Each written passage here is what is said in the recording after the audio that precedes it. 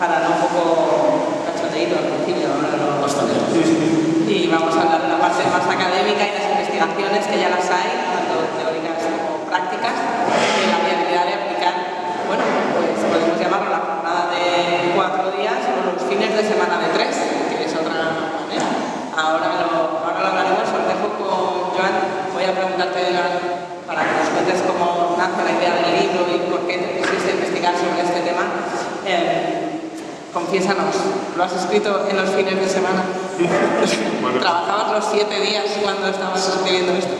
Es una buena pregunta. Bueno, antes que nada, buenas tardes a todo el mundo. Gracias sobre todo a Marta y Diego, a María por montar esto y acogernos aquí hoy. Es un placer estar aquí y poder presentar este libro que, como sabéis, no acaba de publicarse hace unas semanas o meses, no recuerdo ya, pero acaba de salir, ¿no? Está fresquito y que además es una actualización, ¿no? Donde tenemos información sobre un tema que lo comentaremos, pues va cambiando mucho, por lo tanto hemos intentado hacer también un análisis de las iniciativas y poner un poco al día el tema, ¿no? Bueno, para entender un poco el porqué del libro y también diría yo, el enfoque un poco adopta, que evidentemente el libro ya se nos va sobre la reducción del tiempo de trabajo, ¿no? Y en concreto sobre la propuesta de reducir la semana laboral 4 días o 32 horas semanales. Pues bueno, hay que explicar un poco mi situación personal. Yo en el año 2016 me incorporo a trabajar a la Secretaría Autonómica de Empleo de la Generalitat Valenciana, conjuntamente con el cambio de gobierno con la Comunidad Valenciana, con la entrada del gobierno del Botànic, y bueno, llegamos a este ámbito de las políticas de empleo. Yo evidentemente soy economista, especializado en temas de política económica, etcétera, pero no había trabajado tampoco nunca realmente en políticas de empleo ni en temas de trabajo, etcétera, ¿no? Entonces, bueno, llegamos allí, ¿no? Con ganas de cambiar las cosas, después de 20 años de gobiernos conservadores, ¿no? Y nos planteamos qué es lo que tenemos que hacer, ¿no? Vamos a intentar pensar, ¿no? qué cosas diferentes podemos hacer, cómo podemos cambiar las cosas. Y empezamos a hacer una cosa que igual no es tan habitual por mi experiencia como tendría que ser en la administración pública, que es estudiar y leer y ver qué se está haciendo en otros países y aprender de las cosas que pasan fuera, ¿no? Y bueno, empezamos a ver que esta idea de reducir el tiempo de trabajo estaba circulando por algunos círculos de pensamiento, sobre todo vinculados con el aceleracionismo en el Reino Unido, etcétera. Era como una propuesta muy pequeñita, ¿no? Pero yo cuando leí alguna de estas propuestas, ¿no? Que hablaban más que sobre la semana de 4 días, sobre la posibilidad de reducir el tiempo de trabajo y todo lo que ello comportaba, bueno, a mí se me abrió como una brecha de esperanza, ¿no? Porque teníamos la sensación, yo creo como muchos de los que estamos aquí seguramente, que durante mucho tiempo, pues desde los movimientos progresistas, partidos políticos, etcétera, no habíamos sido capaces de construir un horizonte esperanzador en el ámbito del trabajo. Es decir, todo era de alguna manera resignación o parches, ¿no? En muchos aspectos. Entonces faltaba construir un horizonte que de alguna manera nos permitiera saber hacia dónde íbamos, ¿no? Entonces, para mí fue muy interesante encontrarme con todo este tipo de postulados porque ofrecían eso precisamente, ¿no? Más allá de pensar que todo iba a ir a peor, que la tecnología iba a destruir el empleo, que tendremos que formarnos no sé cuántas mil veces a lo largo de la vida, más allá de pensar que todo va a peor, había una posibilidad de que las cosas fueran a mejor, ¿no?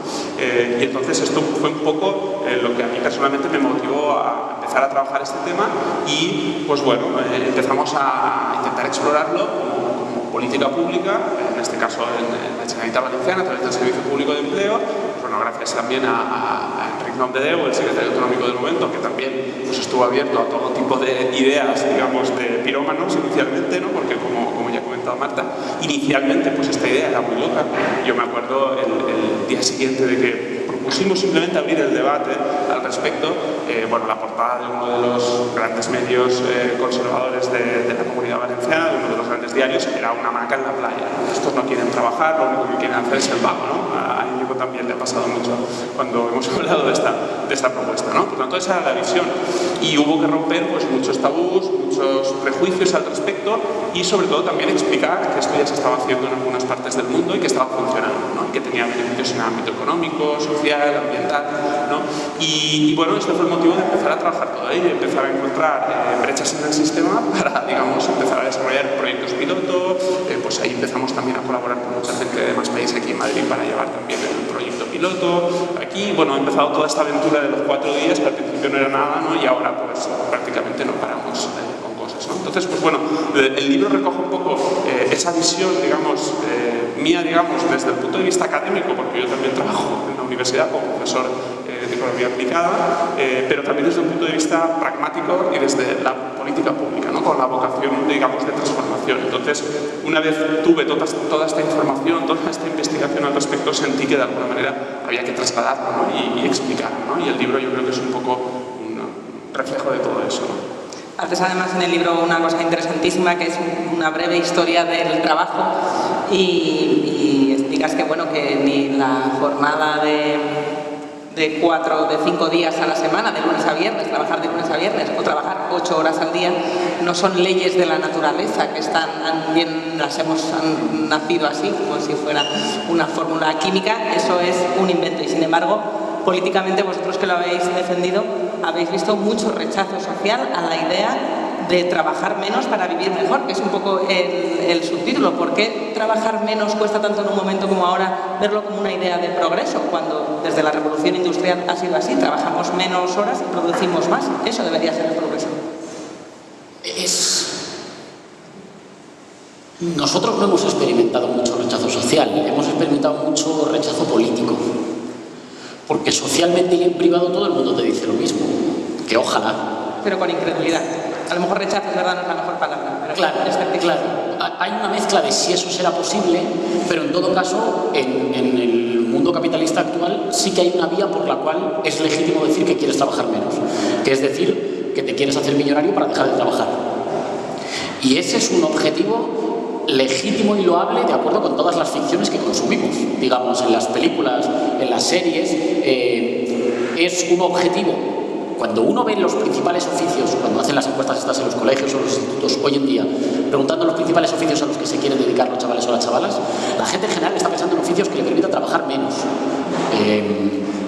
y que le permitan dedicarle menos horas y hacer en todo caso algo que les gusta, y que el trabajo se vaya difuminando con algo que tenga que ver ocio. Es decir, nuestra sociedad tiene una especie de dicotomía ahí, yo creo que con un poco de cinismo, por la cual sí es legítimo querer vivir una vida de menos trabajo. De hecho, básicamente a eso se dedican los ricos. Los ricos quieren ser ricos hasta el punto de no trabajar, y entonces tener, 20 pisos y vivir de alquilar 20 pisos. Luego tú dices que eres un inversor, un emprendedor, pero básicamente tú vives de que haya 20 cosas que produzcan dinero para ti, ¿no? Todos los días. Así que, en realidad, en nuestra sociedad sí que es legítimo querer trabajar menos. Solo que la única vía por la cual es legítimo querer trabajar menos es la vía de hacerlo a costa de los otros. Es enriquecerte tú y escaparte, ¿no? Esta idea como de libertad nihilista y desesperada, por la cual tú puedes ganar cuotas de libertad, a cambio, ganándoselas a costa de otros, a costa del planeta, a costa de trasladárselo a otros. Lo que ya no es legítimo es plantearlo colectivamente. Lo va siendo más, pero lo que no fue legítimo cuando recogimos e hicimos nuestra una propuesta que ya se estaba trabajando en el anterior gobierno progresista en el País Valenciano fue ahí entonces se activan unos ciertos mecanismos de ridiculización, de insultos, de ataques que han sido básicamente siempre los mismos. Por una parte es la creencia de que el número de horas que trabajamos se ha decidido en algún lugar científicamente, ¿no? Como que en algún momento la curva de la oferta y la de la demanda han determinado que 8 horas. Cuando en realidad, y el libro se lo cuenta bien, llevamos muchos años y sobre todo en las últimas décadas con incrementos de la productividad, con incorporación de la tecnología que podría liberar horas de trabajo, y sin embargo ese tiempo no está yendo para la gente trabajadora. La gente trabajadora hoy está cada vez más cansada. Pero ese tiempo que se está liberando para alguien va. Digamos, si la tecnología libera tiempo y permite hacer las mismas tareas con menos tiempo, si un cierto tipo de organización en las empresas permite reducir el tiempo, si la productividad aumenta y por tanto fabricamos el mismo número de cosas o producimos el mismo número de bienes o de servicios en menos tiempo, bueno, desde luego ese tiempo no está yendo para nosotros. Hay una lectura menos marxista, no sé qué te parecerá. Vale, puede ser. Que es que vaya a los likes de Instagram, que sea un tiempo que perdemos en reuniones que no van a ningún sitio, en estar mareando la perdiz o echarle un vistazo al Tinder, que están formadas las jornadas de 8 horas para un trabajo en oficina desde hace 100 años. Y como decías, la tecnología ha cambiado. Ahora mismo, organizando mejor el trabajo, seguramente podríamos acabar todos antes, pero hay también un presencialismo, especialmente en culturas como la española, que a lo mejor no responden a una mano negra que se lo está llevando crudo, sino y ahí también a una chapuza social. Pero solo un inciso, ahí también estás trabajando, ¿eh? O sea, en realidad... Sí, estás privándote de hacer... No, y en las redes sociales estás produciendo contenido que le sirve a otro... Son gratis porque el productor es tú. O sea, pero que no es de tu empleador el que se lo lleva. Es que me estaba acordando... Pero se lo está llevando otro. Sí, claro. Incluso tú, si estás con... Pero tú no te llevas nada de los anuncios que pone Instagram. Instagram pone anuncios porque todos lo usamos y subimos contenido. En Instagram todos trabajamos gratis para que otro se lo apropie. A lo mejor, a no ser que sea Instagramer y me lo esté llevando. A no ser que seas Instagramer, en cuyo caso lo has logrado. Claro, en cuyo caso ya está. No, era por esa lectura que a veces, ideológicamente encaja perfectamente el argumento que haces, pero yo sé que está de acuerdo también con la jornada de 4 días desde sectores muy liberales. En España, Juan Ramón Rayo ha defendido que suele estar muy en desacuerdo contigo en términos de planteamientos económicos y sin embargo aquí se alinea. Aquí habéis abanderado vosotros esta propuesta, pero hay otros países en los que se está haciendo desde una lectura profundamente liberal. Es que es más eficiente. Es que además, solo matiz con eso. Nosotros hemos recibido, digamos, mucha confrontación por parte de la derecha política, pero cuando se han puesto en marcha los programas pilotos de ayudas, digamos, sectores muy importantes y nada progresistas del mundo de la economía se han apuntado los primeros a probar la experiencia, ¿no? Y felizmente digo que haya sido así. En el libro, Joan, hay una parte que la verdad nunca me había pasado. Has conseguido que le tenga envidia a los... iba a llamarlos ciudadanos, pero sería muy un poco riguroso. A la gente del Paleolítico. Nunca pensé que envidiaría la vida del Paleolítico cuando dices que trabajan 15 horas a la semana, si es que se le podía llamar trabajo, y todo ese tiempo en el que el trabajo es únicamente para la supervivencia y que con 15 horas sobraba. Y llega luego la idea en el siglo I, ¿no? con el Imperio Romano, pero con el cristianismo, del trabajo dignifica.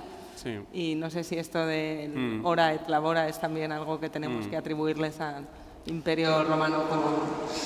Sí, yo creo que es una cosa muy importante, ¿no? Y por eso en la primera parte del libro, ¿no? Yo siempre digo que cuando estaba escribiendo el libro, ¿no? Tenía mis dudas respecto a estas partes iniciales, porque realmente hasta el capítulo, no sé si es 3 o 4, no se entra a fondo, digamos, con el tema de la jornada laboral de 4 días, sino que hay primero, digamos, como un marco histórico, teórico previo, ¿no? Que precisamente habla de la ética del trabajo, ¿no? Por esto que...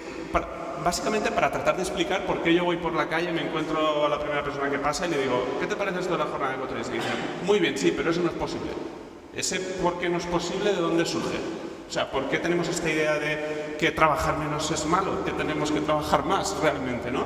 Y eso pasa en el caso de España, pero se ve de una forma incluso muy extrema, ¿no? Con los problemas que tienen de eso que llaman incluso alcoholismo al trabajo, como work alcoholism, ¿no? En inglés, ¿no? En países asiáticos, en Corea del Sur, etcétera, donde tienen verdaderos problemas de salud, ¿no? Vinculados a la relación tóxica que la gente tiene con su trabajo, ¿no? Por tanto, yo en la primera parte del libro lo que pretendía un poco es demostrar que esto no había sido siempre así, ¿no? Y efectivamente esa cifra, ¿no? Que, bueno, la mayor parte de antropólogos, sociólogos, etcétera, consideran que en el Paleolítico, ¿no? Como comentábamos, se trabajaban 15 horas a la semana de media. Yo siempre les pregunto a la gente, ¿entonces vivimos mejor o vivimos peor? ¿No? Evidentemente tenemos muchos más bienes materiales, tenemos una salud infinitamente mejor, ¿no? Vivimos mejor en muchos aspectos, pero en otros estas personas tenían mucho más tiempo libre, no tenían que preocuparse de trabajar, ¿no? De la manera que lo hacemos ahora, ¿no? Y resulta también, como comentabas, pues muy llamativa, ¿no? La visión que se tenía del trabajo, pues en las sociedades griegas o en las sociedades romanas, donde de alguna manera el trabajo era criticado, era de alguna manera la tarea que tenían que hacer aquellas personas que no valían para otras cosas. Y en el siglo XIX es cuando se inventan, por decirlo así, los sábados como día de descanso. Bueno, principios del 20, he visto algunos estudios que incluso lo relacionan con el fútbol, con que se empiece a poner el fútbol los sábados por la tarde, y eso hace que tenga un sentido que de las fábricas se pueda salir antes. Y la jornada de 8 horas se peleó en el siglo XX. En el siglo XXI estamos viendo ya empresas y bueno, la Comunidad Valenciana lo habéis puesto en práctica, que ya demuestran que se puede tener una jornada de 4 días y ser más productivos. Lo digo por este informe, este estudio que acaba de salir, si nos puedes dar las pinceladas. Sí, a ver, por lo que comentabais antes, ¿no? Es una cosa curiosa de este movimiento de la reducción del tiempo de trabajo, porque tenemos que pensar que prácticamente durante al menos 2 décadas no hemos hablado de este tema. Especialmente en España ese tema no se ha tocado. Se ha tocado en Francia, se ha tocado en Alemania, pero aquí el debate sobre la reducción del tiempo de trabajo no ha tenido prácticamente ninguna presencia pública hasta ahora, ¿no? Donde hemos vuelto a hablar de todo esto, ¿no? Entonces esto ha sido uno de los principales motivos, ¿no?, para hablar. Y por lo que comentabas del tema de las empresas, ¿no?, es que son precisamente las empresas las que están liderando este movimiento. Y de hecho es muy curioso, ¿no?, cómo ves que los actores tradicionales que habitualmente habían llevado a cabo o habían impulsado este debate de la reducción del tiempo de trabajo, que básicamente son los sindicatos vinculados a la industrialización, a la aparición de las fábricas, etcétera, justamente no tienen mucha presencia en el debate actual, y en cambio las empresas son las que de alguna manera lo están liderando. Es cierto que siempre ha habido algunas empresas pioneras y tal, ¿no? Pues Henry Ford, no sé qué, tal, siempre ha habido, de Kellogg's también lo probó inicialmente, tal, siempre hubo empresas pioneras que hicieron las cosas antes que los demás, ¿no? Pero ahora resulta llamativo que haya muchas empresas activistas de este tema, ¿no? Y que lo hagan desde un punto de vista de mejora de la productividad, retención y atracción de talento. Esto es llamativo y muy relevante. Claro, es que, bueno, un inciso, que hay una cosa al inicio del libro, en esta parte como de historia cultural del trabajo, que sale y que el libro pasa de puntillas porque busca ser un libro como, no sé, como muy rápido, muy fácil, muy asequible de leer. Aristóteles hacía como una reflexión sobre que los que trabajaban y los que se sacrificaban no podían ser ciudadanos y no eran aptos para la política, porque decía, es una actividad que embrutece tanto, que te cansa tanto, que no te deja tiempo para dedicarte a una cosa tan elevada como decidir los destinos colectivos. Cuando la política tenía prestigio. Cuando la política tenía prestigio, claro, pero lo que pasa es que su solución, digamos, es una solución aristocrática, que se dediquen a ella quienes no tienen que agotar sus cuerpos y sus mentes con la actividad terrible del trabajo. Pero me parece que hay en esa conexión entre que a menos trabajo hay más ciudadanía y que a menos horas de trabajo hay más horas disponibles para dedicarse de la vida de uno, pero también de la cosa común, esto interesante. Con esto que decías, claro, yo creo que siempre parte, o sea, hay por una parte la ética del trabajo, trabajar es bueno. Esa ética yo creo que siempre es una ética un poco hipócrita, porque la gente en general se la tira a los otros a la cabeza, pero no siempre se la aplica, ¿no? Entonces, trabajar es bueno, pero si tuvieras una cámara que te vigilara lo que estás haciendo en tu ordenador todas las horas en la oficina, veríamos, ¿no? Pero es una cosa que se lo dices a los otros, que en este país nadie quiere trabajar, ¿no? Y tú en cuanto puedes, ¿no?, te estás escapando. Pero luego hay la idea, efectivamente, de la vinculación entre más tiempo trabajado y más prosperidad de los países. Claro que sí, a todos nos gustaría poder trabajar 4 días. Lo que pasa es que entonces, ¿cómo pagamos las cosas que pagamos? Como si hubiera una conexión lineal entre echarle más horas y ser un país más rico. No hay ninguna evidencia, ni histórica ni geográfica, que lo demuestre. Más bien todas demuestran al revés. Todas las sociedades más prósperas son sociedades que trabajan menos. Y aquí llegamos a un punto central de la discusión. Los adversarios de que reduzcamos el tiempo de trabajo dirían, claro, se lo pueden permitir porque ya son más prósperos. Cuando seamos Suecia, ya podremos trabajar como los suecos, ¿no? Porque hay ese mito de que los españoles trabajamos menos. En realidad trabajamos más horas que casi todos nuestros vecinos europeos. Y somos menos productivos. Y somos menos productivos. Luego algo habrá en nuestra forma de trabajar que no nos hace ser más prósperos echándole más horas. Y ahí yo sí que le meto una cuestión que tiene que ver con... hay que impedir, hay que dar estímulos a las empresas para que prefieran ser más prósperas de otra manera, reorganizando la producción, introduciendo tecnología, probando a ampliarse a determinados nichos de negocio, pero al mismo tiempo hay que poner estímulos para que no intenten ser competitivas por abajo. Porque si no, resulta que hay un reparto internacional del trabajo en el que algunos se especializan en hacer las cosas mejor y otros nos especializamos en hacer las cosas más barato y con los trabajadores más cansados. Y eso solo se para cuando los trabajadores en algún punto ponen un basta y dicen, no, mira, la competitividad de mi país no va a ser sobre mis cervicales o sobre mi salud mental o sobre mi insomnio, no va a ser así. Y eso es también un estímulo para que las empresas innoven. Digamos, el mismo discurso de que la economía se va a caer si la gente trabaja menos, lo dijeron cuando se prohibió el trabajo infantil, lo dijeron cuando se ganó la jornada de 8 horas, que por cierto se ganó en España y no se ganó en una mesa de negociación. O sea, la mesa de negociación lo firmó, o sea, en una huelga. Siempre la economía se cae y sin embargo la historia de la humanidad es los trabajadores consiguiendo trabajar menos y la economía produciendo más. Luego, en realidad, el libro también es, en mi opinión, si el autor está de acuerdo, una buena invitación a pensar esa relación dándole la vuelta a qué es causa y qué es consecuencia, ¿no? Digamos, los países más prósperos son países en los que la gente trabaja menos y tiene vidas mejores y son más productivos. Bueno, pues el libro invita a pensar que a lo mejor hay que trabajar menos, tener vidas mejores, conciliar más, poderse formar más para tener una economía más próspera. Bueno, me estaba acordando al escucharte de Claudia Goldin, no sé, me recuerdas a una premio Nobel ahora que te he escuchado. No, pero gracias. Acaba de ganar el premio Nobel, entre otras cosas, estudiando la brecha salarial. Y una de sus contribuciones, que es la primera que es una profesora de Harvard, que estudió cómo se suele creer que la incorporación de la mujer al trabajo ha sido progresiva, pero en realidad en el siglo XVIII había muchas más horas de trabajo remunerado en grandes ciudades americanas, creo que era en Filadelfia donde ella hizo el estudio.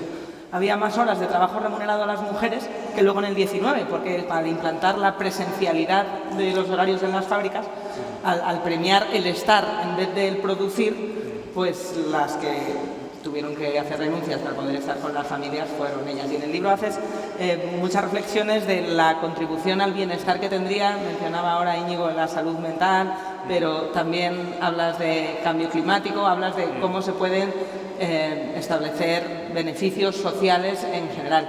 ¿Hasta qué punto eso queda demostrado por ejemplo, del experimento que habéis hecho ahora en la Comunidad Valenciana?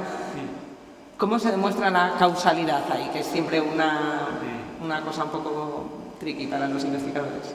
Sí, a ver, en relación a la reducción del tiempo de trabajo, la evidencia en términos de beneficios sociales y climáticos es la más sólida, es decir, realmente la cuestión más discutida es la cuestión económica, ¿no? De la productividad, porque también en el libro se comenta, ¿no? La productividad es una cosa que no está muy clara cómo se mide, ¿no? Y incorpora muchos factores y por lo tanto es difícil de medir, ¿no? Pero en el aspecto social yo creo que es el más intuitivo, ¿no? Al final todo el mundo sabe que si tuviera más tiempo, ¿no? Pues seguramente podría dormir más, podría estar más descansado, tendría menos problemas de salud mental, ¿no? Podría conciliar más, ¿no? Y la evidencia histórica que tenemos también de reducciones del tiempo de trabajo, por ejemplo con la experiencia de las 35 horas en Francia o de la reducción de 44 a 40 en Portugal, que se hizo hace como 20 años o algo así, tampoco hace tanto tiempo, sí que estudiaron, por ejemplo, cómo impactaban estos cambios, por ejemplo, en la distribución de las tareas domésticas. Y sí que se vio que en general, por ejemplo, los hombres tendían a asumir algunas tareas más domésticas y tal, aunque no fuera suficiente, ¿no? Pero digamos que era una posibilidad, ¿no? Tú al final tienes más tiempo, luego lo puedes dedicar a lo que quieras, ¿no? Luego vemos también cómo se reproducen patrones sociales, de comportamientos sociales negativos en algunos aspectos, ¿no? Ahora con los resultados que justo han salido hoy del experimento piloto que tuvimos en toda la ciudad de Valencia durante los meses de mayo y de abril, hemos visto, por ejemplo, que en el tiempo libre que discusionan las personas, pues, por ejemplo, las mujeres en general cuidaron más, dedicaron más tiempo a los cuidados y los hombres más tiempo a hacer deporte, ¿no? Por tanto, esto se reproducen también las desigualdades. Y políticamente hablando, ¿no creéis que esto diluye el mensaje? Que si se centrara en tenemos jornadas de 4 días, trabajamos de lunes a jueves y es más productivo, la gente vive mejor, aparte de todas estas cosas buenas que puede que vengan después, porque para la economía es mejor, sería mejor comprendido el mensaje? Bueno, yo estoy de acuerdo en que ahí está la pelea fundamental. O sea, que hay una parte, que hay como 3 peleas. La primera fue abrir el debate. Yo creo que está abierto ya. ¿Significa eso que se va a plasmar ya? Bueno, pues no lo sé. Nosotros, en las negociaciones de gobierno, estamos intentando negociar que el gobierno asuma que se trabaja en 37,5 horas, es decir, que sales 1 hora antes del trabajo, y de momento el Partido Socialista, pues, no parece muy dispuesto a la tarea. Pero ese debate ya está abierto. Ese debate se ha abierto a la sociedad española y se ha abierto a la sociedad europea, y es un debate que, en mi opinión, ha venido para quedarse. Y además lo abrimos un poco nosotros y lo abrió un poco la pandemia y el confinamiento.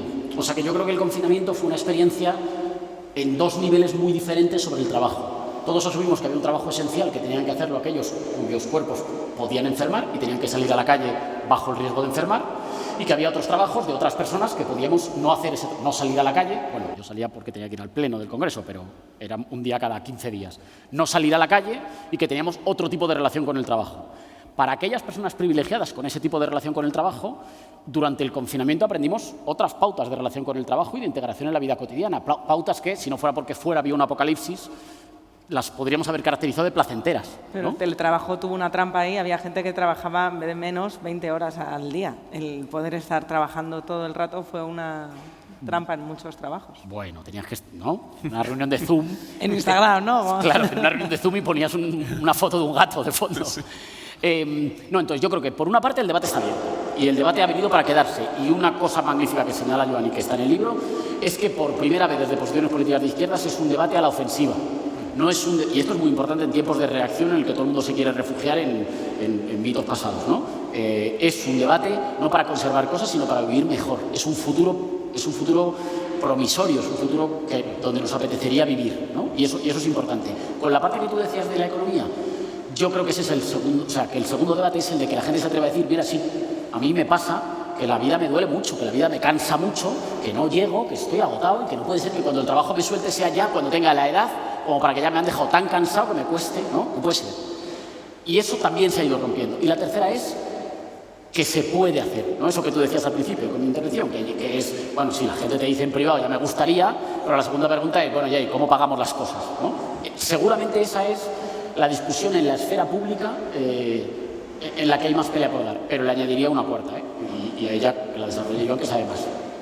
Estamos preocupadísimos por una crisis climática que amenaza nuestra existencia y nuestras condiciones de vida. Nuestro país se puede convertir en un desierto en las próximas décadas y esa crisis climática no solo se soluciona produciendo energía de manera limpia o renovable, porque incluso la energía más limpia la producimos con cosas que se gastan. Hay que consumir menos y eso implica vidas más lentas y vidas de circuito más corto. Y eso pasa también por trabajar menos. Es lo que en el libro dices, esto que decía Íñigo, de algo que sea un lugar en el que quieres vivir, me parece que lo planteas como menos Black Mirror y más Star Trek, sí, menos exacto. distopías y más utopías.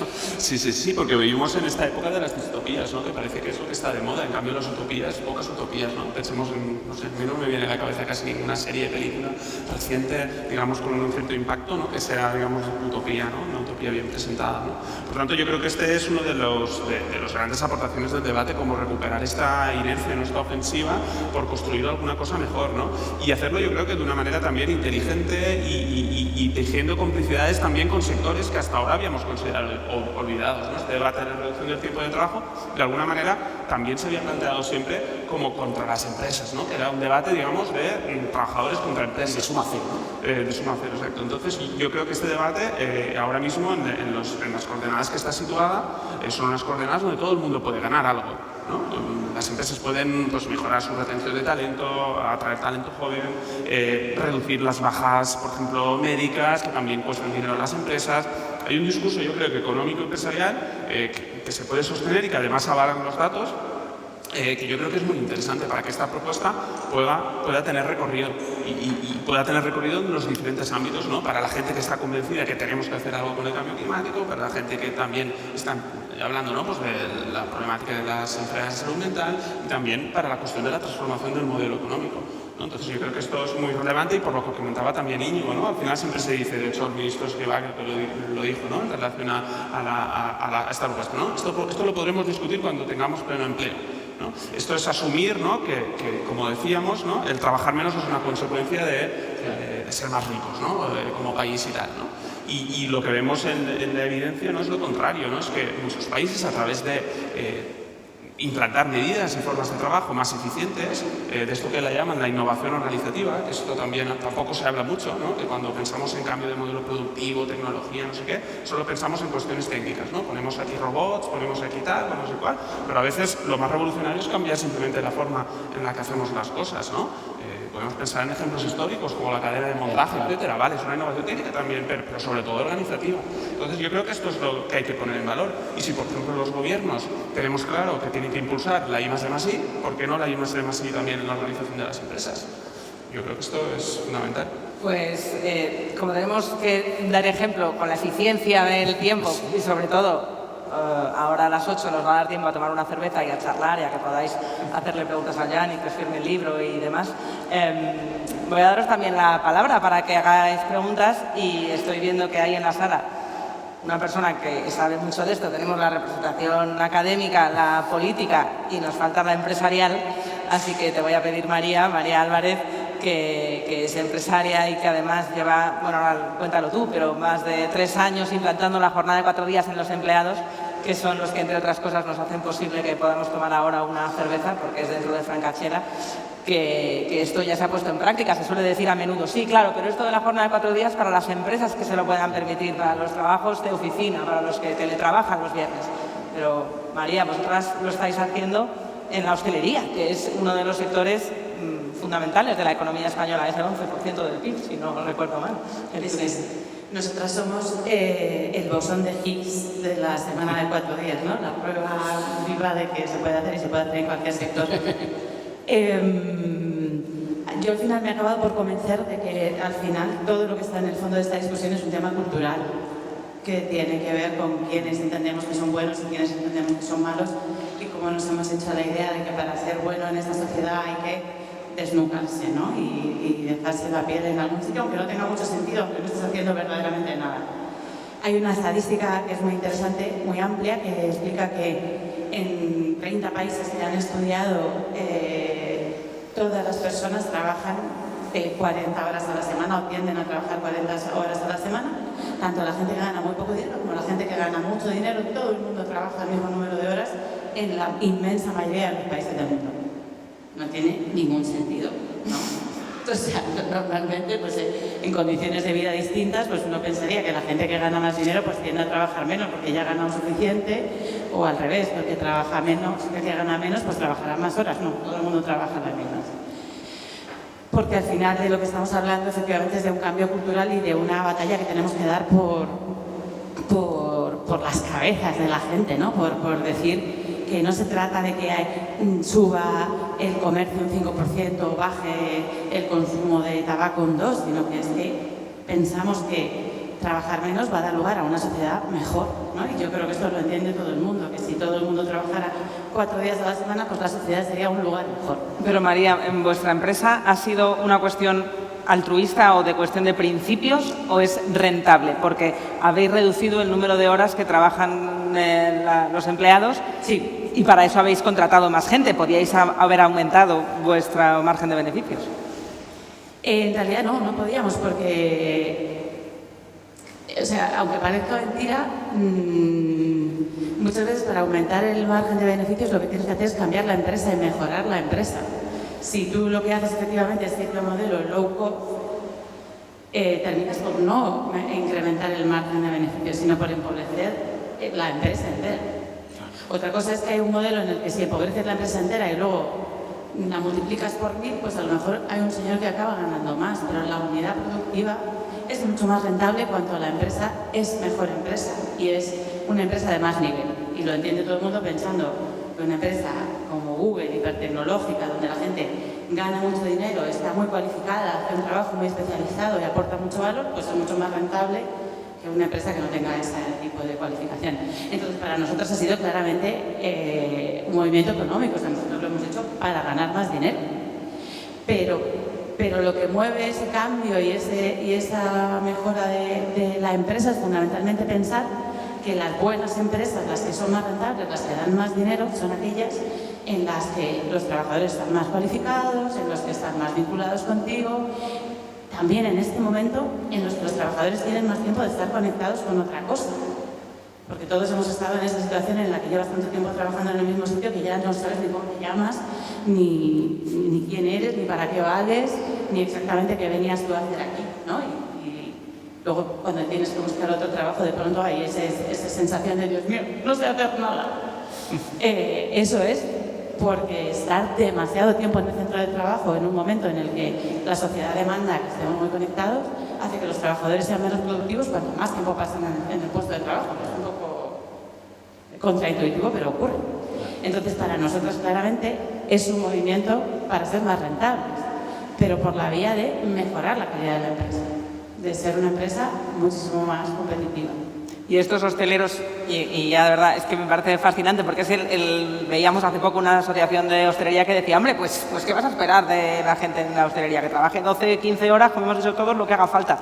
Cuando tú les explicas a otros empresarios que desde que tenéis gente trabajando menos horas ganáis más dinero, es más productivo, la gente retenéis el talento, ahorráis, imagino, tiempo de hacer más entrevistas de trabajo, porque si la gente no se va, pues eso que te llevas. Claro, pero este es el ejemplo perfecto. Estas empresas lo que hacen al final es que el empresario no quiere pensar en nada, no quiere mejorar nada, no quiere cambiar el modelo, quiere que siga funcionando su empresa como en el 1900, quiere que sea una taberna y que allí la gente esté sin cobrar el máximo número de horas posible para que les salga más barato. Y si vais ahora a un bar y preguntáis a la gente cuántas horas trabaja, hay mucha gente en la hostelería que trabaja 70 horas a la semana. Es una burrada. Pero tiene que ver con que la cultura del empresario necesitamos una reforma patronal al final. O sea, necesitamos más empresarios, más empresarias, más gente con ideas progresistas en la empresa y que entiendan que eso es pan para hoy y hambre para mañana. O sea, que tú puedes tener un restaurante así y a lo mejor te parece que te va muy bien, pero el día que te abra en la puerta de al lado otro que se lo haya pensado mejor que tú y que le esté echando más innovación y más ganas, se te va a llevar por delante. También por eso nosotras somos más competitivas, porque le estamos poniendo la innovación y le está poniendo toda la plantilla a las manos. Tenéis seguro preguntas, dudas, deseos.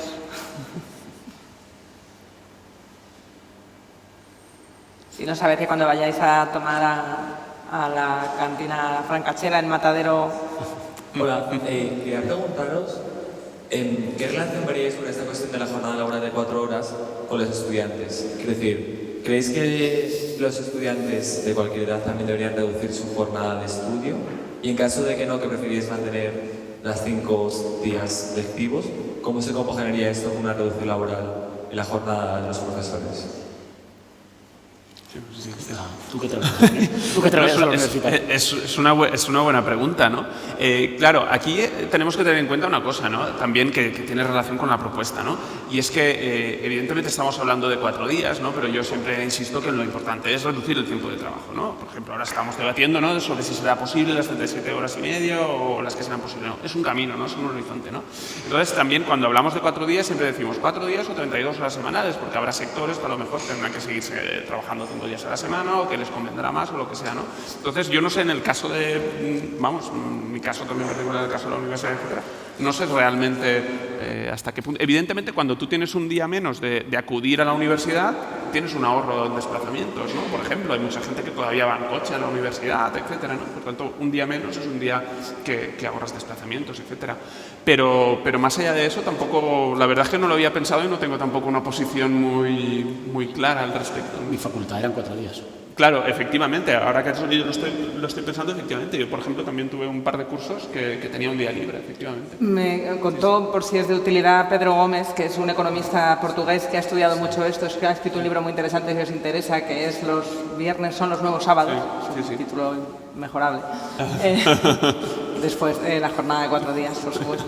Pero que cuando plantean la importancia de coordinar los esfuerzos, que funcionaría la jornada de 4 días y como se hizo el fin de semana, hay un consenso social para que realmente se coordinen las empresas con el ocio, con los horarios de los colegios, ya no solo la universidad, sino los que tienen niños pequeños, y que se encontraba él cuando planteaba el de, no, es que, claro, tú trabajarías de lunes a jueves, pero tus hijos también librarían el viernes. Entonces a la gente le parecía peor idea. Sí. Era de, no, pero los niños en el cole, que yo quiero el viernes para mí. Sí. Entonces, bueno, también es una cuestión social de, hablamos de conciliar, pero el tiempo en familia pues se vive de manera diferente según a quién le hagas la cosa. Sí. Hola, buenas Prada. Yo, bueno, así. Hola, buenas. Yo he sido alumna de Joan, por eso no sé. Y sí que he vivido esto de estudiar 4 días y los viernes siempre tenía libre, entonces como que sí que llegas como a disfrutar ese fin de semana que al final ahora no lo tengo y realmente lo noto. Pero mi pregunta era otra. Sí que parto de esa idea de que evidentemente todo esto es un tema estructural y no hay que como individualizar el conflicto o los dilemas que pueden surgir, pero sí que te quería preguntar, porque estaba ojeando el informe pero no me ha dado tiempo, ¿cuáles son las principales reticencias que muestran las empresas valencianas para no acogerse al plan de ayudas que habéis como lanzado? Porque además es una ayuda que implica una subvención y es como que ese dinero que igual pueden perder al quitar un día de jornada laboral está como subvencionado por la propia Generalitat. Entonces, pues, ¿cuáles son los motivos que alegan en ese sentido? Sí, claro, la idea de hecho de las políticas públicas que en este caso, por ejemplo, en la Generalitat Valenciana se pusieron en marcha era precisamente romper esta barrera, ¿no?, de este cortoplacismo, ¿no?, que hay en algunas estrategias empresariales en nuestro país y ayudar a que las empresas en un primer momento se animen a probarlo, ¿no? Esto de, bueno, vamos a probarlo y vamos a ver si funciona y luego ya te damos un plazo de hasta 3 años para que veas si realmente esto funciona o no. Esta es una de las cuestiones que nosotros planteamos, ¿no?, esta gradualidad y romper esta barrera inicial de reticencias, ¿no? Y lo que hay yo creo que tiene mucho que ver con lo que comentaba antes también Íñigo, ¿no?, con esta visión, ¿no?, sobre el trabajo, con esta cultura empresarial, ¿no?, que muchas veces, pues bueno, esto que María comentaba también de invertir en la calidad de la empresa, etcétera, etcétera, que yo creo que toda la gente que tenemos una mínima visión de medio o largo plazo tienes claro, pues esto no pasa en buena parte del empresariado español. Y de hecho, cuando habitualmente se habla, por ejemplo, de formación, etcétera, yo siempre digo que haría falta formación para empresarios también, porque tenemos un problema de formación empresarial en nuestro país. Cuando miras los niveles de formación, pues son relativamente bajos, sobre todo entre los propietarios de las empresas. Los directivos, es verdad que hay incluso sobrecualificación, pero el que toma la última decisión generalmente no tiene un nivel de formación muy elevado aún en nuestro país. Y mencionabas la reticencia empresarial y la sindical, lo decías antes. Sí. Las estructuras del Sí. siglo Sí, bueno, XIX, eso es otro de los debates, ¿no? Es verdad que ha habido reticencias incluso por parte de aquellos que inicialmente pensábamos que eran aliados de esta medida. Yo creo que Íñigo lo ha vivido también muy bien en el Congreso, porque inicialmente cuando empezó esto, pues había muchos enemigos, incluso en nuestro propio campo. Entonces, pues bueno, es verdad que esta idea rompe con esta visión, digamos, hegemónica del trabajo industrial, 40 horas a la semana, tal y no sé qué, y todo lo que acompaña todo eso, ¿no? Que es, pues bueno, una determinada manera de entender la vida, etcétera.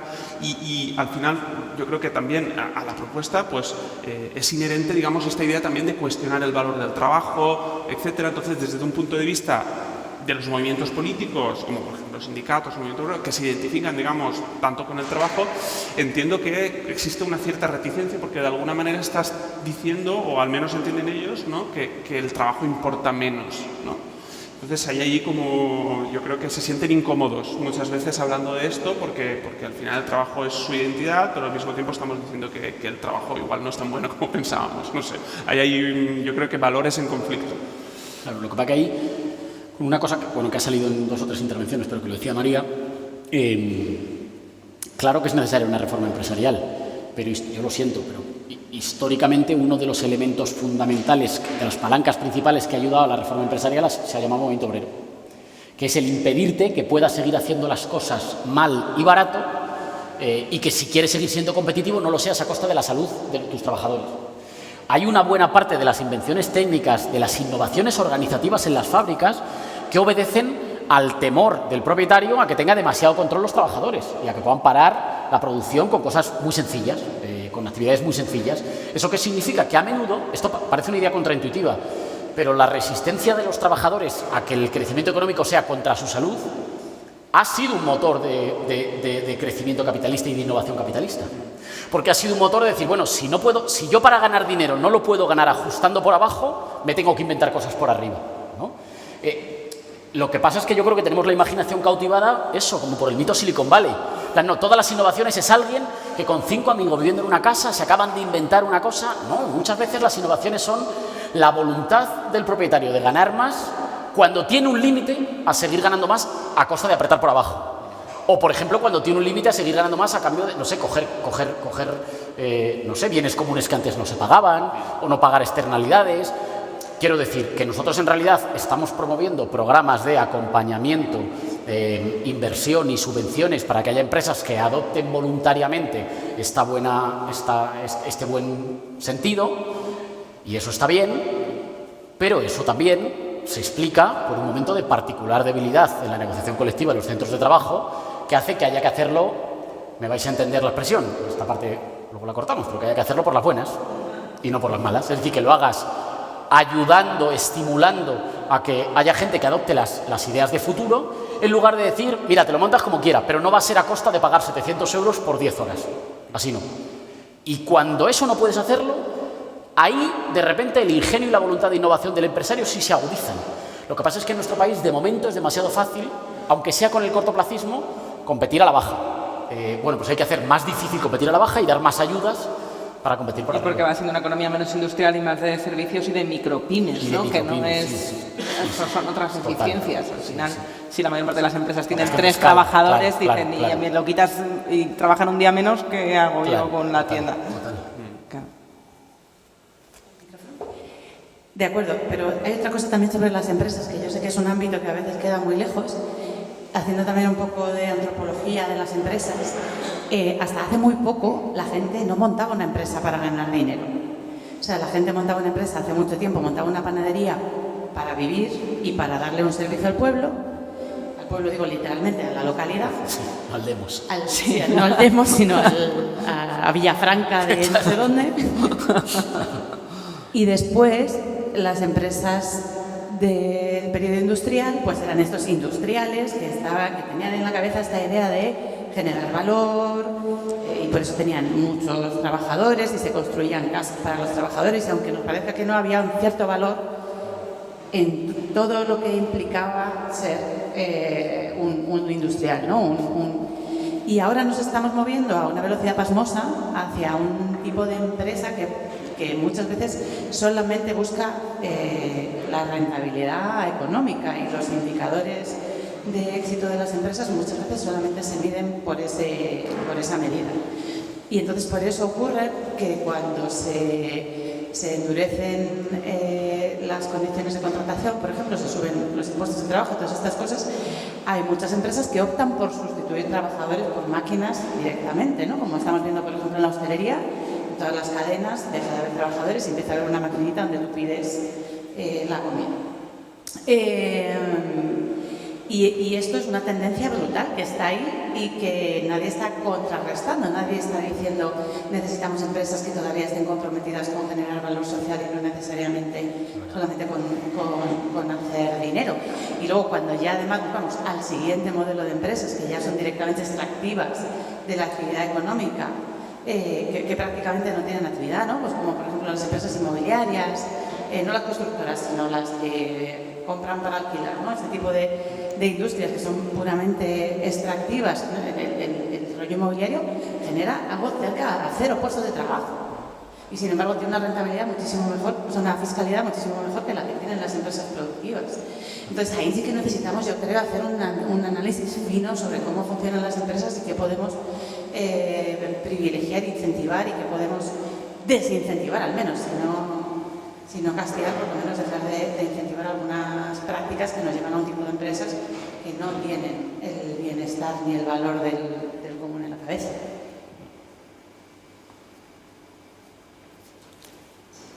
Pues si no hay... Sí. Hola, buenas tardes. Bueno, en relación a la educación, decir que en los niveles de primaria, secundaria, España es de los países, junto a otros países de Europa, junto a otros países como Grecia, etcétera, donde hay más días lectivos al año. Porque es normal, es decir, si los padres trabajan más horas, pues los hijos tienen que estar más horas en las escuelas también, ¿no? En la universidad cambia. Bueno, yo también rompería una lanza en el sentido de que la universidad, estudiar la frontera entre trabajo y placer es más borrosa. Puede estar bien, estar más horas allí, no recibiendo clase, pero sí estudiando.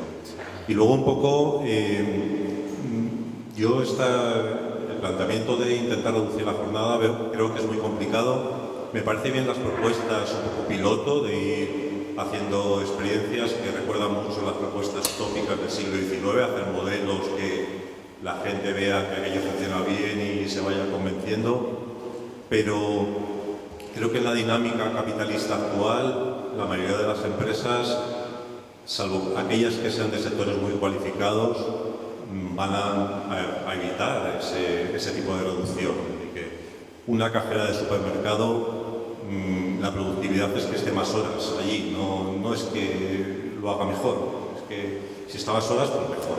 Y si es por el mismo precio, mejor.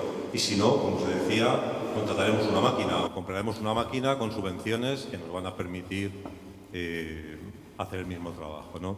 Entonces, creo que hay que incidir más, a lo mejor no tanto entrar en la cuestión de lo productivo, que también es muy compleja, como tú decías, sino intentar hacer más hincapié en otros elementos, ¿no?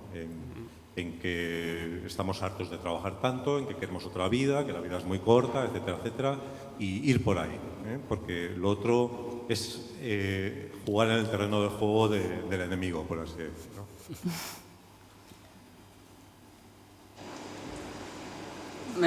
Había, ¿verdad? Otra palabra aquí. Es que justo te tapa la columna, perdona. Bueno, yo estaba pensando lo que estáis comentando. La verdad que es un poco cínica, pero la cuestión es que cuando se pasó de una sociedad industrial en la que se trabajaban 12, 14 horas a 8 horas, fue porque eso tuvo un beneficio igualmente, que es si la gente no trabaja y no produce, la gente está fuera gastando. ¿Vale? Entonces, eso es el mayor o mejor incentivo, es decir, vale, no vamos a ganar dinero de esta manera, vamos a ganar dinero de esta otra. ¿Vale? Y ahora con lo que has dicho, yo recuerdo que cuando yo era pequeña, los supermercados estaban cerrados los sábados por mediodía. Ni abrían los sábados por la tarde, ni abrían los domingos. Y no pasaba nada. Que a lo mejor es ese momento en el que España también pasó de a ser una sociedad más de servicios, ¿no? Quiero decir, ¿qué tenemos? O sea, los beneficios sociales y climáticos de trabajar menos, hay algunas personas que los tenemos claros, pero creo que no se va a llegar a una concienciación general si eso, insisto, aunque sea de manera muy cínica o jugando a sus reglas, por decirlo de alguna manera, no se puede convertir en algo que todo el mundo sea capaz de entender como un beneficio. Y si es económico, va a ser muy claro.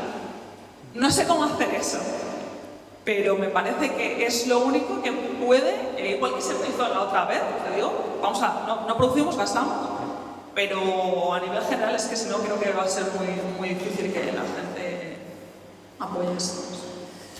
Sí, a ver, yo creo que de hecho lo que comentabas estamos constatándolo con los estudios que tenemos. Por ejemplo, en este estudio que hemos conocido justo hoy, una de las cosas que se ve es que como la gente ha tenido más tiempo libre, por ejemplo, ha aumentado en un 50% el tiempo que la gente dedica a ir al bar a tomarse una cerveza o ir a restaurantes. O, por ejemplo, también hemos visto que el 40% de la gente dice que ha leído más, que ha ido al cine, que ha ido a museos, que ha ido tal. Entonces, claro, yo creo que tenemos que también, como comentabais, ¿no?, empezar a ver esta propuesta también desde otras ópticas. Es decir, ¿y si la mejor, no sé, política cultural fuera disponer de más tiempo libre? ¿No? ¿Y si la mejor política para defender la democracia y tal fuera tener más tiempo libre para poder estar informado, participar, etcétera? ¿Y si con eso además podemos generar empleo? ¿No? Empleo en sectores culturales, en sectores que de alguna manera se nutran de esas horas de tiempo libre de la gente. Yo creo que eso es una evidencia, ¿no? Y es una de las cosas que estamos constatando también, que la gente hace más deporte, va más al cine, todas las cosas, ¿no?, que necesitamos tiempo para poder hacer. Por lo tanto, yo creo que sí que hay una posibilidad de incluso generar empleo en estos sectores. Por tanto, yo creo que va en la línea de lo que planteas, ¿no?, en ese sentido. Disculpad, una última pregunta, no sé si alguien más, bueno, digo yo última, no sé por qué lo digo, no tengo por qué decir. Pero vamos a ver, una cuestión que me preocupa en esto que habéis comentado es lo del teletrabajo. El teletrabajo, yo recuerdo que cuando la pandemia, todos nos relacionábamos a través de Zoom, de Skype y demás cosas, yo me acuerdo que Amazon ofertaba, que saltaban en el ordenador continuamente, librerías falsas para poner detrás, ¿no?, para que tú en tus conversaciones con los demás parecieras un erudito. En lugar de tener detrás una maceta o la típica bailarina, esa flamenca encima de la tele, pues Amazon te publicitaba librerías, si tú parecías un académico. Entonces, a mí esto me da por pensar que no sé si estamos en una cuestión de una realidad paralela o una realidad subterránea, que es la del teletrabajo. El teletrabajo es mucha gente está a favor de ella, mucha otra gente está en contra, porque de la misma manera que en algunos casos, por ejemplo, ha contribuido a igualar el trabajo del hombre y la mujer en la casa, en otros casos ha disparado las diferencias, porque si están los dos, oye, bonita, que yo tengo una reunión, entonces esto es más fácil, ¿no? Entonces, ahí es difícil saber cuánto se trabaja. De hecho, la gente que teletrabaja, incluso aquellos que están contentos, dicen que teletrabajan todo el puto día. Apagan un rato para tomarse un café, pero vuelven a teletrabajar. Entonces, yo no sé si esta realidad paralela la estáis contemplando, no se contempla, ¿cómo lo afrontáis vosotros? Porque yo temo que eso es, hay como un cul-de-sac que ni desde el punto de vista político ni cultural se está valorando. No lo sé, vosotros me diréis. O sea, yo, bueno, Sí, sí, no. O sea, yo creo que hay la paradoja, una de las paradojas que se ciñen sobre el trabajo en nuestro tiempo es que cada vez trabajamos más y cada vez hay menos trabajo disponible, ¿no? O sea, el trabajo es todavía lo que te da acceso a ser un ciudadano, en términos culturales, pero también en términos de derechos, de disfrute de estatus, de tranquilidad, de seguridad. Cada vez todos le dedicamos más horas al trabajo y a la vez cada vez hay como menos puestos de trabajo disponibles. En la medida en que esto es una oficina, ¿no? Para cada vez más trabajadores esto es una oficina. Con lo cual esa cosa de, bueno, me voy a ir el fin de semana, en realidad da un poco igual donde estés, es mejor estar en un sitio bonito que estar en un sitio feo. Pero si estás con esto es un jefe que lo tienes siempre, ¿no? Y además es un jefe como que te captura el deseo, o sea, que no hace falta que nadie te regañe, simplemente eres tú, como con una pulsión que no puedes frenar, trabajando como y autoexplotando en una dinámica. ¿Qué significa eso? Eso significa que en realidad trabajamos muchísimas más horas de las que nos pagan, o sea, que los contratos fijan de referencia las horas que te estipulen en el contrato que tú hayas firmado, pero luego trabajas, por una parte, muchas más horas de las que te pagan y, por otra parte, una buena parte, cada vez más parte de las horas y del tiempo que trabajas, lo trabajas fuera de ninguna regulación. Porque todavía el tiempo en la oficina, si tienes suerte, a lo mejor tienes un convenio, a lo mejor tienes un delegado sindical, a lo mejor tienes un papel que diga qué normas hay escritas y puedes verificar si se cumplen o no, pero cada vez hay más horas, más tiempo del que tú trabajas, que lo trabajas libre de cualquier regulación. Y libre de cualquier regulación significa como hiperexplotado, ¿no? Y ahí yo tengo siempre la sensación de que, de que los reguladores vamos siempre mucho más tarde como que la realidad de las dinámicas en el mercado, ¿no? Como que se van produciendo dinámicas y fenómenos a los que nosotros llegamos, como siempre tarde. Y me preocupa llegar tarde porque no comparto, ha sobrevolado en algunos momentos en la discusión una cierta noción como progresiva, como de avance progresivo por el cual la humanidad cada vez ha ido trabajando menos. Esto no es así. La humanidad no ha ido trabajando menos porque se ha ido haciendo más lista. Para que la humanidad haya ido trabajando menos, hay gente que la han matado, hay gente que la han encarcelado. No quiero hacer con esto un relato épico. Lo que digo es que siempre ha sido una capacidad de poner límites. Porque si no, sin la capacidad de poner límites, en realidad seguiríamos trabajando en condiciones esclavas. En los sitios donde la gente que trabaja tiene menos capacidad de poner límites, trabaja peor. Y trabaja más horas y trabaja con menos seguridad, ¿no? Entonces, yo no estoy muy seguro de si de si trabajamos menos porque pasamos de una sociedad industrial a una sociedad de servicios. De hecho, es en el momento cumbre de la sociedad industrial con más capacidad de organización de los trabajadores cuando los trabajadores imponen la capacidad de trabajar menos. Que hoy eso no se puede hacer en cada centro de trabajo porque el conjunto de reformas laborales ha impedido la organización de los trabajadores. Bueno, se puede hacer. Ojo, que se puede hacer vía ley, ¿eh? O sea, no soy muy optimista con respecto a que esto salga en el posible acuerdo de gobierno para una posible investidura. Pero está encima de la mesa de negociación que aprobemos que trabajemos 37 horas y media. Es decir, que salgamos una hora antes del trabajo. Y si lo apruebas, perdón que me ponga muy así, pero si lo apruebas luego, cada uno que se monte seminarios sobre si eso es bueno o malo, pero es una ley. O sea, que las leyes son leyes, ¿no? Que cuando tú apruebas leyes que impiden, que impiden trabajar a los niños, pues luego que cada uno discuta si eso es rentable, si estamos preparados como sociedad, si se puede o si no. Pero tú lo acabas de prohibir y se prohíbe y al que no le puedes poner multas se le puedes cerrar el negocio.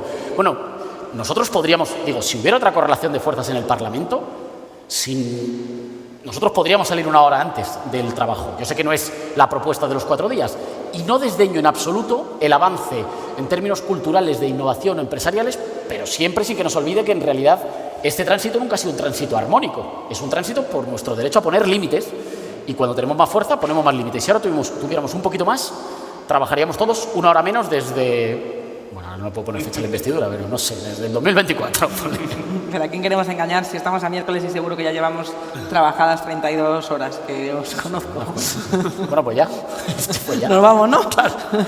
Pues sí, vamos a ir terminando para tener tiempo de esta cerveza y de que podáis hablar con Joan del libro y os lo pueda firmar a los que lo tengáis. Ha sido un auténtico placer. No sé si lograremos, como decía Keynes, que antes de empezar la charla, nosotros somos muy a hablar de Keynes, hemos estado hablando de esa propuesta de que para 2030 trabajáramos 15 horas a la semana. Las 15 no parece que vayan a ser viables, a ver si las 32 que cuentas en el libro. ¿Crees que para 2030 lo conseguimos, Joan? Bueno, yo creo que estamos en el camino, ¿no?, de abrir el debate. Hay etapas intermedias, pero vamos, tenemos que ser optimistas. O sea. Sí, hola, aquí. Que quería preguntar, bueno, que habéis estado hablando únicamente de las empresas y quería preguntar si este tema de reducir la jornada laboral a 32 horas se plantea también para el sector público. Porque es verdad que no responde al mismo principio, o quiero pensar, el trabajo en el sector público de interés por la creación de beneficio económico únicamente. Y entonces me pregunto si en trabajos que están diseñados para producir un beneficio social, yo por ejemplo estudio Derecho, se me ocurre principalmente pues, la Administración de Justicia, si sería planteable reducir la jornada laboral porque, por ejemplo, los jueces, pues yo tengo un profesor que siempre dice que no crecen de las setas, o sea que no salen de la nada. Entonces, si sería planteable reducir la jornada laboral en trabajos como es la justicia, la política, etc. Ya se ha hecho, ya hay pilotos al respecto, ¿no? Sí, hay algunos pilotos, en algunos. Fuera. Sí, por ejemplo, Escocia va a plantear un piloto. Sí, a ver, el tema del sector público nosotros es un debate que tuvimos al inicio, ¿no? Porque lo más fácil, entre comillas, era hacer esto desde el sector público, ¿no? Porque además el sector público ya en general, por lo menos en lo que yo sé en la Comunidad Valenciana, por ejemplo, ya trabajamos esas 37 horas y pico en el sector público, ¿no? Entonces ya es un sector que en general tiene mejores condiciones laborales, trabaja menos horas, etcétera, ¿no? Pero el riesgo que veíamos nosotros es que esta medida, de alguna manera, si solo se implementaba en el sector público, fuera vista como un poco como elitista, ¿no? Entre comillas, ¿no? De que vamos a beneficiar solo a la gente que ya está mejor, Ya están los funcionarios. Exacto, y alimentar un poco denigrar más el sector público. Entonces, por ese motivo, de alguna manera también el foco siempre se ha puesto sobre la empresa privada, ¿no? Pero yo creo que es absolutamente necesario, ¿no? En sectores, por ejemplo, como el sanitario, es absolutamente fundamental. Hay muchos estudios, por ejemplo, como demuestran, ¿no?, que cuando trabajas más horas, pues, por ejemplo, los médicos tienden a cometer más errores graves y que luego tienen costes económicos y de salud para las personas. ¿Qué prefieres, que te opere un médico que ha trabajado 4 horas o que ha trabajado...? Exacto, es que eso es fundamental, ¿no? Por tanto, yo creo que ahí hay un espacio importante para que se planteen también medidas en el ámbito público, seguro. Fenómeno, pues ahora sí que sí, terminamos y nos brindamos por la jornada de 4 días. Eso. Muchas gracias a todos. Gracias. Un aplauso.